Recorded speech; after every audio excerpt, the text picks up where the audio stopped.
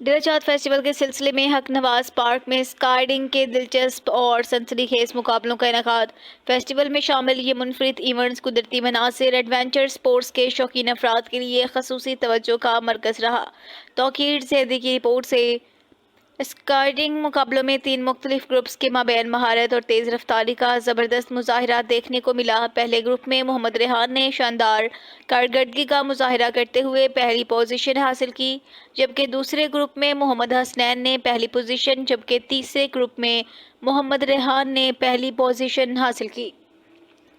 ڈیرہ چاند فیسٹیول میں شامل اس طرح کے ایونٹس نہ صرف نوجوانوں کو مثبت تفریح مہیا کرتے ہیں بلکہ ان میں مقابلے کا جذبہ اور خود اعتمادی بھی پیدا کرتے ہیں۔